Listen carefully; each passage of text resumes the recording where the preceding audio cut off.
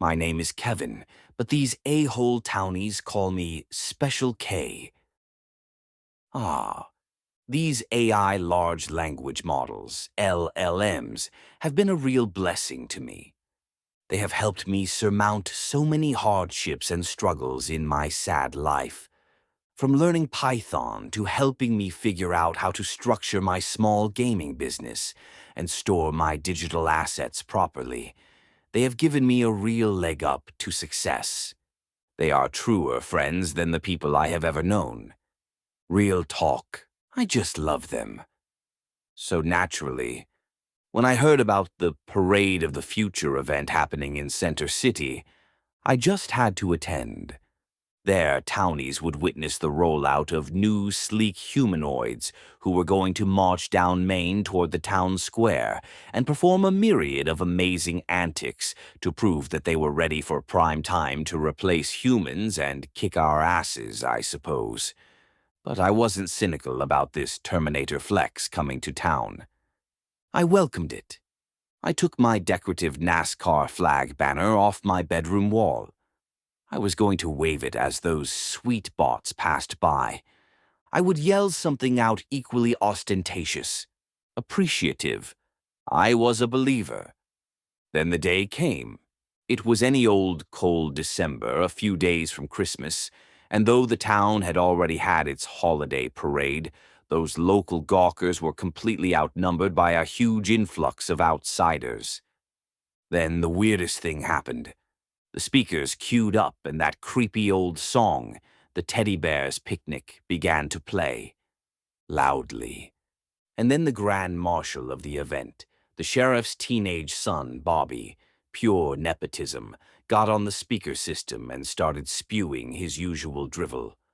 All right, all right, folks. It's time for something dope says, and I hope says you'll agree. It's time for this march of some technology into the awesome town of Darling, and here they come now. First I heard the sound of feet stomping in a syncopated rhythm. It sounded like a herd of buffalo coming at us. The crowd seamlessly moved out of the center of the street as if they were the Red Sea parting for Moses and his people. And then we saw them, giant towering silver humanoids, trotting in perfect formation. I was overcome with glee, and my heart did a double flip-flop. Yes, you had me at tromp, tromp, tromp, you beautiful bots. But as they approached, my vision became obscured by the tallish people directly in front of me, so I decided to take matters into my own hands and crawl up onto the town newspaper dispenser to wave my special welcome flag at my gleaming saviors. They were a sight to behold, and I waved my flag back and forth, frantically hoping to catch the appreciative attention of those red laser eyes. You fucking rock! I fucking love you guys! I yelled like a lunatic. None of my heroes broke stride, but as one of the metal titans in the immediate lane passed me, his head turned slightly in my direction, face cold, stoic, neutral. Flicka zit! Screeched the blade. It shot from the bot's modular arm, projecting out directly at me, telescoping into a gleaming samurai sword, decapitating me on the spot. As my head toppled to the sidewalk, followed by the rest of me, I briefly thought, it figures. Part 2. Teaser. Marge was refilling the coffee pot when Ricky let out a shaky laugh from the corner booth. God damn! Special K finally gets the attention he always wanted, and that's how they say hello?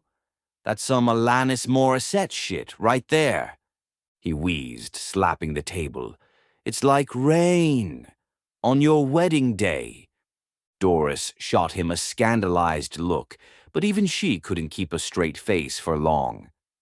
Lord, Ricky. The boy's head just bounced down the sidewalk like a basketball, and you're quoting 90s music. Well, it fits, Ricky said, gesturing wildly with his fork. Whole damn life that kid prayed for the robot revolution. Showed up with a NASCAR flag like it was his wedding. And the machines? They gave him the ultimate "fuck you, we noticed you." Flickers it. Off with his head. Mr. Hensley grunted into his mug. Well, isn't this nice? Marge didn't laugh. She was too busy watching the robot that had killed Kevin. It had stopped marching, but the rest of the humanoid column continued moving in perfect sync, more screams starting to ripple down the street. The parade was turning into a cull.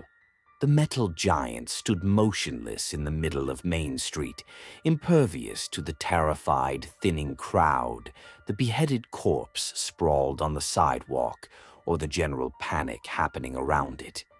It had remained still, standing there like a sentinel, for over an hour.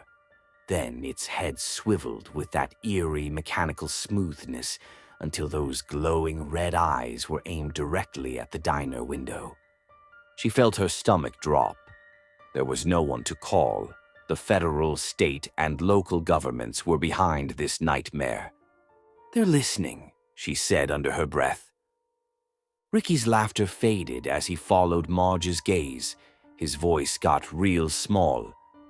You think they got a list? Like, who worshipped 'em too hard gets the sword first? Nobody answered. The jukebox glitched again, warping Teddy Bear's Picnic into something slow and warped and wrong. Marge wiped her hands on her apron and muttered, Special K spent his life trying to be seen. Guess he finally succeeded.